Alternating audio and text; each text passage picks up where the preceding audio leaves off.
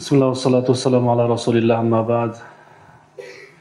Allah Taala adam balaсын bul dünyaga sınov üçün yaratkan, yaşao üçün yaratkan emes tuğanlar.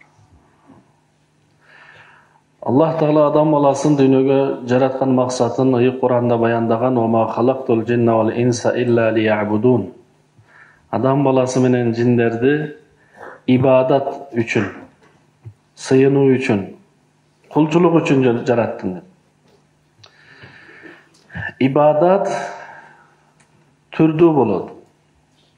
Kebir ibadatlar, kebir soğuktuğu işler til menen jasalat.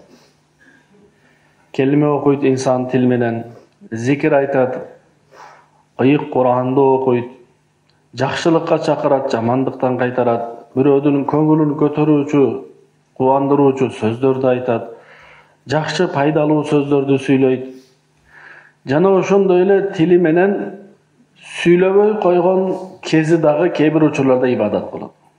Пайгамбарыбыз саллаллаху алейхи ва саллям айткан: "Кулил хайра", жакшы жана пайдалуу сөзүңүз болсо айта калыңыз.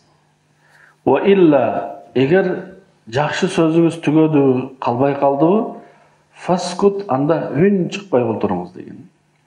Кээ бир учурларда tildi жаман söz süйлөгөндөн тыйып süйлөбөй отуруу дагы бул сооп болот. Себеби süйлөсөм бирөөдү капа кылып коюшум мүмкүн. Süйлөсөм бирөөдүн ушагын айтып калышым мүмкүн. Демек ибадаттын бир түрү жалаң тил менен жасалат. Зикирди адам колу менен санап коюшу мүмкүн, бирок зикир тил менен жасалат. Kur'an, ayık Kur'an'dı tili menen okuyut. Jakşılıkka çakırat tili menen. Kebir ibadattın türü var, tili jana denesi menen jasayt. Misalı namaz. Namazdı til menen ele okup koygon jetpeyt, balkim denesi dagı kıyamda tüz turup, rüküde enkeyip, secdede çekesin jerge koyup, kıymal hareket jasoo ibadat. Oşondoy ele orozo bul dene menen jasala turgan ibadat, sebep denedi açka karmap jasala turgan ibadat. Jana ошондой эле ажылыкка баргanda таваф кылуу дене менен болот. Safa Marwada чуркаган, шайтанга таш аткан бул нерселер дене менен жасалат. Эми ибадаттын бир түрү бар. Ал тил менен жасалбайт, дене менен да жасалбайт, ал каражат менен жасалат. Себеби insanda ушунун баары бар. Аллах Таалам адам баласынын тили дагы, дене мүчөсү дагы, жана байлыгынан дагы ибадаттын түрү болсун деп, ар биринен түрдүү ибадаттарды белгилеген. Каражат менен жасай турган ибадаттын бир түрү зекет, бир түрү өшүр. Зекет бул байлыктан, акчадан, алтындан, күмүштөн, малдан, соода сатыктан зекет берилет. Ал эми дыйканчылыктан ошур берилет. Бул ибадат, бул кулчулук, бул сооп иш, бул сыйынуу. Зекет деген сөздүн мааниси тазалоо деген. Адам иштеп жатканда, акча тауып жатканда 100% акчасын таптаза жол менен табуусу ыктымалды. Кээ бир учурлар болуп калат, ошол акчанын ичинде кичине таза эмес тыйындар, шектүү бир кирешелер болуп калышы ыктымал. Ошондуктан каражаттын ичинен, байлыктын ичинен бир бөлүгүн алып, бирөөлөргө берип, калганын тазалап коюш керек. Аллах Таала Кур'анда пайгамбарыбызга өкүм берген: "Хуз мин амвалихим садакатан tutahhiruhum biha." Алыгынын, байлардын каражатынан бир бөлүгүн зекетке муктаждарга бергениң, ошол аркылуу байлардын байлыгын тазалоо үчүн деген. Зекет жана ушур маселеси айтылганда адамдар ойлойт, мечитке бериш керек окшойт депчи. Же кээ бир адамдар ойлойт, молдоке акча сурап атат депчи. Ошондуктан көпчүлүк адамдар зекет тууралуу, ушур тууралуу айта албайт. Же уялат, же тартынат. Зекетте эң биринчи özünün jakınlarına beriş gerek. Koşnalarına beriş gerek. Bizdin mazhabda özü jaşagan jerde, siz jaşagan ayılda, şaharda, köçödө muhtaç adamlar bar bolup turup başka jaka alıp barıp bergen makruh bolot, jakşı emes bolot. Zeketти meçitke bergen bolboyt. Zeketти muhtaç adamlarga beret. Muhtaç degeni kim? Kıynalıp жаткан adam. Каражаты жок, ооруп жатат. Ошондуктан Аллах бул дүйнөнү сыноо кылган. Кээ бир адамга берип, кээ бир адамга бербей. Бергенди бөлүшөбү деген сыноо, бербегенди сабыр кылабы деген сыноо. Ошондуктан зекетти биринчи албетте атасына берген болбойт. Албетте баласына берген болбойт. Себеби зекетти атасына берсе, эртең атасы кайтыш болгондон кийин мурас катары кайра келет да сизге. Баласына берсе, адам баласынын акчасын сурабай эле иштетсе да болот да. Демек бул өзүнөн өзгө берип койгондой эле болот. Жубайына берсе болбойт, албетте, калган башка туугандарга. Туугандар көп. Биринчи туугандардын ичинен муктаж, кыйналып жүргөндөрдү издеп, мына ошолорго зекетти берүү керек. Эки пайда болот. Биринчиси, негизгиси Аллахтын өкүмүн аткарган болот. Зекет милдетинен, парызынан кутулган болот. Экинчиси тууганчылык мамилени бекемдеген болот. Аллахка шүгүр, туугандарыңыздын жагдайы, акыбалы жакшы болсо, анда экинчи орунда кошуналардан сураштырып байкалат, кыйналып жүргөндөр болот. Балдары көп, же болбосо аталары жок. Ошондой үй бүлөлөрдү издеп, тактап берүү милдет. Кээ бир адамдар бар, кыйналгандыктан суранат. Аларга дагы жардам берип коюу милдет. Себеби Аллах Таалам Кур'анда пайгамбарыбызга айткан: "Ва аммас-саила фала танхар", суранып келген адамды колун бош кайтарбаңыз деген. Же урушуп кайтарбаңыз. Ал эми кээ бир адамдар бар, муктаж, кыйналып жүрөт, бирок сурай албайт. Өтө намыстуу болгондугунан. Ошондой муктаж, сурай албаган адамдарды издеп, тактап алып барып берүү зекет берүүчүнүн милдети. Экинчи орунда жашаган жерибизде, кошуналарыбыздан. Эми сиз ушундай жерде жашайсыз, ал жерде кошуналардан муктаж, кыйналып жүргөндөр жок болсо, анда сиздин айылыңызга жакын айыл, же сиздин жашаган шаарыңызга жакын, көчөңүзгө жашаган жакын жердеги жерди караштырып, ошол жерлерге бериш керек. Ар бир адам өзү колу менен алып барып берүү. Караңыз, Аллах Таалам канчалык деңгээлде зекет берүүчү жана алуучуга жеңилдиктер койгон. Зекетти берип жатканда бул менин зекетим эле, мен баймын, сиз кедейсиз, ошого алып коюңуз деп айткан кээ бир адамдарга ыңгайсыз болот. Алып жатканда да, берип жатканда да. Ошондуктан зекетти берип жатканда жөн эле чай ичип коюңуз. Мына сизге кошумча бир аз бизден сизге деп айтып койсо боло берет. Негизи зекетти байлыгын санап туруп, канча зекет мага милдет экен деп ошону бөлүп жатканда бул зекет байлыгы деп бөлүү, ошол кезде зекет деп ниет кылуу, мына ушул парыз. Анан өзү алып барып муктаж адамдын колуна берүү. Берип жатканда эч качан ойлобош керек, колунда бар адам мен жакшылык кылып жатамын деп. Албетте, бир көрүнүштө сиз жакшылык кылып жатасыз. Бирок көбүрөөк жакшылыкты алуучу адам жасап жатат. Эмнеге? Себеби элестетип көрүңүз, зекет ала турган адам болбосо, байлар зекетин кимге берип милдеттен кутулат эле? Макул сиз бербесеңиз башка бирөө берет. Ал муктажга. Бирок мен зекет бере турган адам таппасам, анда кантип бул милдеттен кутулам? Кимге берем? Ошондуктан натыйжаны, жыйынтыкты карап көрсөк, алуучу адам көбүрөөк жакшылык кылып жаткан болот. Ошого берген адам эмне деп ойлош керек? Бул мага жакшылык кылып жатат, ушул зекетимди алып. Жок, албайм десем эмне кылабыз? Кереги жок мага. Өзүм иштеп табам мен. Мен сурадым беле сизден десе, не дейсиз? Ошондуктан Zeketте Allah Taala ушунчалык жеңил кылган 2,5%. 100 сом берип 2,5 сомду бирөөгө бер деген дейт. Бул оңой го. Тең жарымысы эмес го. Мурдагы коомдордо зекет өтө көп берилет эле. Тең жарымысы. Анан кимге берилет эле? Бир адамга эмес. Тоодун үстүнө алып барып коюп, алыстан аңдып туруш керек болчу. Асмандан от келип күйгүзүп кетсе, зекет кабыл болду. Күйгүзбөй койсо, анда барып башка малды алып келиш керек эле. Бул таза эмес окшойт.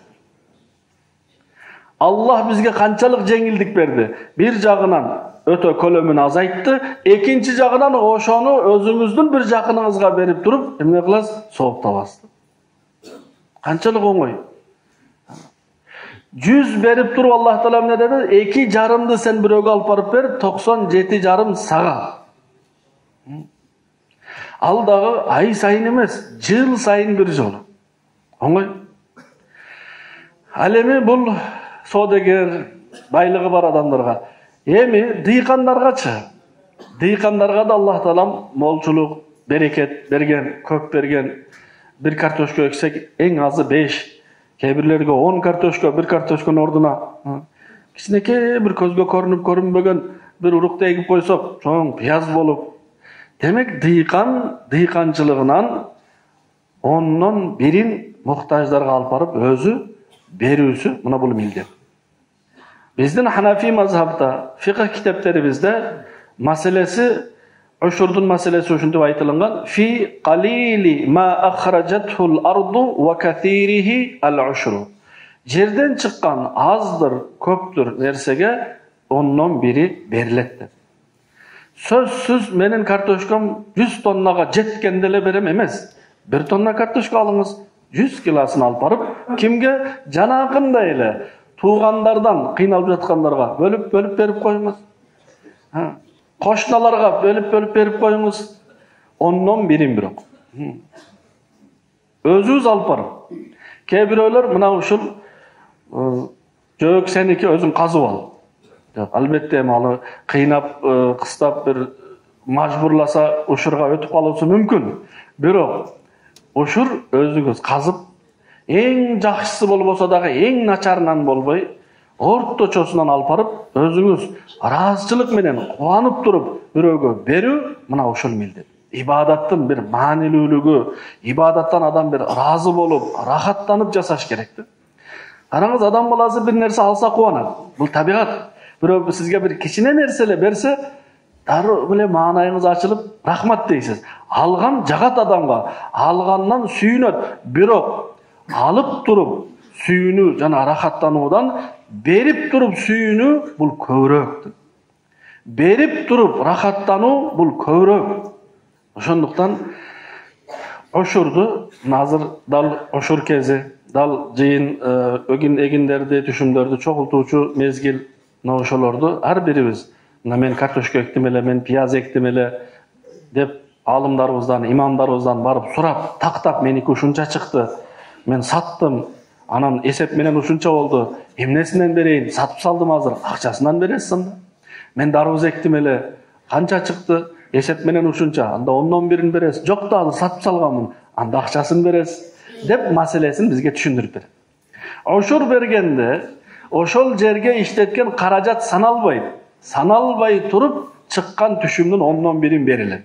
Эгер салган каражатты санай турган болсок, анда 10-дон бири аз эле болуп калат да. Муктаждарга анча пайда болбой калат. Дыйканга картошка эккен дыйкан үчүн картошканын баасы жок, кадыры дагы жок. Басып тебелеп жүрө берет. Бирок бир адамга 2 мешок, 3 мешок картошка берсеңиз, ал кыштан чыгып алат. Канча сизге дуа кылат ошол картошканы жеген сайын, ошол пиязды жеген сайын сизге канча дуа кылат. Ошондуктан muhtaç adamlardan alkışı, duası menen Allah sizdin dıykançılığınızga uşunçalık bereket beret, özüңүzгө да жетет, başkalarga жетет. Kийинки жылы кайра эккенге бирөөдөн карыз албай эге турган болосуздар. Ошого бөлүшүү. Бул милдет түрдө бул. Берсемби, бербесем, эң жакшысы жердин үстүнөн үйгө алып кирбей, ошол жерден алып барып таратып берүү. Себеби үйгө киргенден соң бир эсепке кирип калат. Анан чыгаруу кыйын болот. Анан берем мынан, кичине кымбаттасын анан берем. Жок, кымбаттаса өзү билсин. арзан болобу, кымбат болобу, ошол жерден алып барып берсеңиз, тезирээк кутулган болобуз. Албетте 100 килограмм алган адамга 10 килограмм бериш оңой, бирок 100 тонна алган адамга 10 тонна бериш, мына бул ойлонтуруп коет. 10 тонна ушунчадан болсо, ушунча миң болот эле. Кантип берем эми? Нар жагын карайлы, сизге 90 тонна калып жатат го. 9дан 1, 10дон 9 бөлүгү сизде калып жатат го. Ошону карайлы. Аллах ошого берекет берет. Эгер 1 бөлүктү биз алып барып берсек, кимге? Туугандарга muhtaç болгон, кошуналарга muhtaç болгон, өзүңүздүн жашаган айылыңыздагыларга, анан башкаларга ашып калса. Бул адамгерчиликке дагы, акылга дагы дал келе турган нерсе. Эгер мен дыйканчылык кылып, бир картошкада бирөөгө карматпай, бирөө сураса дагы бербесем, анда мен сыяктуу дыйкандан элге кандай пайда? Элдин батасын ала албай калдым го. Кийинки жылы эккенге дагы таппай калат да адамчы. Былтыры өтө эле көп түшүм алды эле. Быйыл кайрадан эгүүгө каражаты жок болуп жатат. Эмнеден? Себеби ал элдин акысын да кошуп жеп койгон да. 10дон 1 бөлүгү элдики болчу да, ал аныкы эмес эле. Аллах сыноо үчүн ага ушунчалык буудай, ушунчалык пияз берди эле. Ана 10дон 1-ин береби муктаждарга, бербейби? Бербесе Аллах Таала берекесин алып коёт. Алып коёт дегени көрүнгөндө өтө эле көп, же баасы жок болуп калат. Берекеси жок болот деген өзүгө да жетпейт. Ошондуктан бул милдет. Көз алдайт.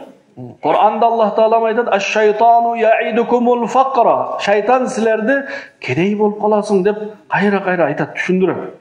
Мына 10 тоннадан 1 тоннаны берсең 9 тонна калабы? Деп шайтан кайра-кайра айтат. Андан көрө 10 мындай толук болгон жакшы эмес. Wallahu ya'idukum maghfiratan minhu wa fadla. Allah sizlerge vaada kılat, koytup berүүnü, жана günöңөрдү кечирүүнү дейт. Бул математика, зекет ошурдун математикасы 2-ге 2-ни кошсо 4 болот болбойт. 10дон 1ди алса 9 болбойт бул математикада. 10дон 1ди алса 19 болот. Ошур менен зекет математикасында 10 минус 1 барабар 19 болот. Себеби Аллах 1 бергенге 10ду берет ушул дүйнөдө. Бул башкача математика. Ошондуктан дыйкан коркпош керек. Анан ойлойт кээ бир дыйкандар, мен иштесем, жайында мен кыйналсам, суу жок кезде мен кыйналсам, мурап менен мен талашсам, анан эмнеге алып барып бир иштебеген эле үйдө жаткан адамга беришим керек? Ушул сыноодо. Мына ушул сыноо береби, бербейби? Ар ким өзү иштесин да, албетте. Ар бир адам өзү иштеш керек, туура айтасыз. Бирок Аллах сизге сыноо үчүн көбүрөөк берди. Ошондуктан ошур өзүбүздө болсо өзүбүз барып маселесин тактап, ушунча гектар эле, жер меники эле, же меники эмес эле, бүт маселелерин тактап туруп, сууга ушунча каражат болчу эле, анан алымдар сизге так айтып берет. Ар бир адам жери ар түрдүү, бирөө өзүнүн жеринде эгет, бирөө ижарага алган жерде эгет, бирөө суу бекер сугарат, бирөө сууну сатып алып сугарган. Түрдүү мөмө жемиштер, түрдүү өсүмдүктөр болот. Ошондуктан ар биринин маселеси ар түрдүү. Барып, мына күз мезгилинде ушул маселелерди тактап эгер бере турган болсок, Аллах Таала мисалы Кара-Балтанын эли, ушул шаардын эли, айлана чөйрө жашоочулар баарыбыз эгер ушурубузду бере турган болсок, Аллах кийинки жылга ушунчалык берекесин берет, бир дагы дыйкан муктаж болбойт. Мына суудун тартыш болгондугу эмнеден? Суудун тартыш болгондугу бул тоолордо суу калбагандыгынан эмес, бул бирөөдүн күнөөсүнөн эмес, бул менин ушур бербегендигимден. Ошондуктан эми быйыл суу болбой калды. Суу болгон жылдарда бербейт элек го. Суу мол болгон жылдарда бербейт элек. Ошондуктан зекет менен ошур бул милдеттүү ибадат, каражат менен кылына турган ибадат. Тил менен кыла турган ибадат оп-оңой. Дене менен кыла турган ибадат андан бир аз оорураак. Бирок каражат менен кыла турган ибадат өтө кыйын. Себеби адам баласы дүйнөнү, акчаны өтө эле жакшы көрөт. Өзгөчө жакшы көрөт. Жалпы эле адамдар жакшы көрөт, бирок кээ бир адамдар башкача жакшы көрөт. Өзүнөн да кызганат, өзүнө да иштетпейт. Ошондуктан дүйнөлүк байлыкты көбөйтүүдүн бир жолу чогултуп көбөйтүү. Бирок бул анчалык ишеничтүү жол эмес да. Экинчи жолу таратып көбөйтүү, бул ишеничтүү жол. Берип көбөйтүү бул ишеничтүү жол. Себеби чогултканда бирден чогултасыз да, таратканда бирди таратсаңыз Аллах оңду берем деген убадасы бар. Бул оңой бул. Бир адам өтө бай болуп кеткен экен. Анан жакындары сураптыр, тааныштары, достору, сиз кантип ушунчалык бай болдуңуз десе, мен Аллах менен жарыштым дейт экен. Мен бердим, Аллах берди. Мен бердим, Аллах берди. Аягында бары бир Аллах жеңип алды дейт экен. Аллах Таала бары бир менден көбүрөөк берип койду. Ошондуктан бул каражаттарды өзүбүз, жакындарыбызга болсо аларга түшүндүрүп айталы. Бирөөгө дыйкан тууганыбыз болсо, же колунда бар бир таанышыбыз, тууганыбыз болсо, айтуу ага жакшылык кылуу болот. Мүмкүн кабары жок. Мүмкүн билбейт. Кичине анча-мынча берип коет, ошону ойлойт, ушул окшойт деп. Аларга жеткизүү биздин милдетибиз. Ушундай бар экен, ушундай каражат милдет экен, элдин акысы экен, аны алып барып беришиңиз керек деп жеткизип коюу. Анын дыйканчылыгынан барып туруп жүктөп алып барып таратып берүү ага акыбызда жок, милдет дагы эмес. Бирок айтып жеткизип коюу милдет. Албетте, ар бир адам өзү эрки, өзү билет. Биздин милдетибиз айтып, түшүндүрүп, жеткизип гана коюу. Бирок иш жүзүндө аткаруу бирөөдү мажбурлоо жок. Кааласа берет, кааласа бербейт. Бербегенди бербеди деп айтпайлы. Себеби мүмкүн ал акча менен бирөөгө берип койду. Баары элге жарыя кылыш шарт эмес да. Ошондуктан бул копия нерселер. Аллах менен пенденин ортосунда. Эми зекет менен ошур оңой болуу үчүн эмне кылыш керек? Кандай эле парыз намаздар, 5 мал намаз парыз, аларга адат болуп, алар бизге оңой болсун үчүн нафил намаздар бар. Тахаджуд намазы, ишрак намазы, духа намазы, аввабин намазы. Ушул намаздар аркылуу парыз намаздарга адат курулат.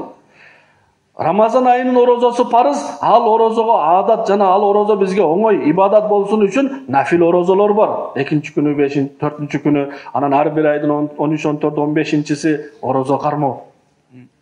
Ошондой эле ошур менен зекет бизге оңой болуу үчүн нафил садакалар бар. Садака. Бирөө жардам сурап келет. Мүмкүнчүлүккө жараша жардам берели, же болбосо жакшы сөз сүйлөп коелу. Кээ бир адамдардан бирөө садака сураса эмне дейт? Иштебейсиңби өзүң? Ден соолугуң бар экен го, жап-жаш экенсиң го, иштесең болбойбу деп айткан жакшы эмес. Себеби сиздин алдыңызга суранып келди демек муктаж. Суранган өзү өтө оор. Карыз сураган канчалык кыйын, ал эми садака сураган канчалык оор. Биз билбейбиз эмне ага түрткү болду. Ошондуктан анын үстүнө биз ага дагы жүк болуп туруп, иштесең болбойбу деп айткан ордуна же колубуздан келсе жардам берели, же болбосо жакшы сөз сүйлөйлү. Эгер азыр жок болсо, азыр жок эле, бар болгон учурда учурашып калсак берейин деген жакшы сөз сүйлөгөн эң пайдалуу. Садаканы күндө берсе дагы болот. Садаканы мусулман эмеске дагы жардам берсе болот. Мусулман эмес адам сурап жатат. Карасаңыз, курсагы ачка экен. Бир нан алып берип койдуңуз. Курсагын тойгозуп алды. Канчалык ыраазы болот? Сахих хадисте бар го, итке суу берип туруп, Аллах бардык күнөөсүн кечирген болсо, биз адам баласына нан берсек, Аллах канчалык ыраазы болот? Курсагы ачкан адам сурайт, садака сураганда бизден эч качан 1000 сом, 100 000 сом сурабайт. Бизден 10 сом сурайт, 20 сом сурайт, 1 сом сурайт кээ бирлер. Ошону берип коюу менен сиздики азайбайт, көбөйөт. Экинчиси, ал адам канчалык ыраазы болот жүрөгүнөн. Сизден бирөө суранып келсе, кичине сүйүнүңүз. Демек, мен элдин көзүнчө муктаж эмес болуп көрүнөт экенмин, Аллага шүгүр деп, Аллага ыраазычылык билдириш керек. Себеби сырткы көрүнүш менен сизди көргөн адам келип туруп кыйналып калыптыр, кичине жардам берип коеюн деген, бул жакшы акыбал эмес бул. Ошондуктан сизден сурап келди, биринчи кичине сүйүнүңүз, Аллага шүгүр. Экинчиси, мүмкүнчүлүккө жараша жардам берип коюңуз. Кээ бирлер үйгө чейин келет эшик такылдатып. Мына ошол мусулман болсун, мусулман эмес болсун, сурасын. Кээ бирлер сурабай эле кыйналып жүргөндөр болот. Ошолорго да алып барып туруп жардам берели. Бирок бул нерсени тартып, бирөөлөргө көрсөтүп бергенибиз бир пакет, бир жуманы башына айлантырабыз, бир жуманы көрсөтөбүз элге. Мына мен бир пакет алып келип бердим, кыйналып жаткан экен, пияз алып келдим, картошка. Ал нерсени Аллах көрсүн. Билесиз, кошунаңыз айылда жашагандар же шаарда көчөгүздө жашагандардан кимдир бирөө кыйналып жүрөт. Кичине жардам берип койдуңуз, эт алып бердиңиз, же бир тамак аш алып бердиңиз. Бирок аны сиз билесиз, Аллах билет. Эмне болот? Ошонун жүрөгүнүн ыраазычылыгы. Адам курсагы тойгондо Allah öte razı bolot. Birөөдүн курсагын тойгозгон эң чоң сооптуу иш кайсыл? Birөөдүн курсагын тойгозгон. Birөөдүн чаңкоолугун кандырган. Себеп бул өтө учурда керек болгон кажетти. Кийим алуу макул, бүгүн албасам эртең алам. Бирок тамак азыр керек. 3 күндөн бери жеген жокмун. Суу мен учурда ичишим керек. Эмнеге чаңкап турамын? Мына ушундай кыйналып турганда берген ошол адамга жардам, суу алып берген, нан алып берген өтө чексиз соо. Кээ бир жерде мечиттердин алдында, базарлардын алдында сурап тургандар болот. Аларды жаман көрбөшүбүз керек тургандар. Айтпашыбыз керек, суранып жүрө бересиңерби, иштебейсиңерби? Жок. Ошол акыбалга түшүп калганын биз билбейбиз да, эмне себептен түшүп калган? Колубуздан келсе жардам берип коелу. Мечиттин алдына келгендиги, эми мечитке жакшы кишилер келет, намаз окушат. Ошолордон бир пайда жетип калар бекен деген ойдо келишет да мечиттин жанына. Кээ бир мечиттерде көбүрөөк, базарларда дагы, базарга да элдер акча алып келет. Ошолордон да бизге бир тийип калар бекен деген үмүттө. Ошондуктан эгер андайлар учурашып калса, мүмкүнчүлүк бар болсо жардам берели. Сурап келгендерге берели, сурабай кыйналып жүргөндөргө дагы берип, мына өзүбүздү көндүрөлү, адат кылалы. Эмнеге? Зекет берүүгө адат болсун. Анда санда зекет, садака бербей жүргөн адамга бирден ушунчалык зекет берүү, ушунчалык ушур берүү ошого бизге кыйын болуп жатат. Эгер биз жыл бою бул кошунабызга кичине картошка, бул кошунабызга кичине пияз жардам берип жүргөнүбүздө, дыйканчылыктан өтө көп түшүм түшкөндө, ошонун ондон бир бөлүгүн берүү бизге оңой болот. Эмнеге? Мен жыл сайын аны адат кылып жүрөм мен. Мага оңой эле. Ошондой эле кичине 5 сом, 10 сом, 20 сомдон берип жүргөн адамдарга зекет учуру келгенде бир берүү оңой болот. Эмнеге? Бул адамга адат. Машыгуу бар го, машыгуу. Ар бир адам машыгат. Мисалы, спорт катышуучулар дагы машыгат дагы кези келгенде жеңип болот. Ошондой эле биз жыл бою кичине садака бергенге өзүбүз машыгабыз дагы парыз учуру келгенде напсыбызды жеңип ала алабыз да. Болбосо машыкпай жүргөн адам бирден эле бир өтө күчтүү адам менен чыкса, сөзсүз жеңилет да. Ошондой эле биз жыл бою бир дагы садака бербей, анан парыз учуру келгенде анчалык күчтүү напсини каяктан жеңе алмак элек. Ошондуктан бере албайбыз да.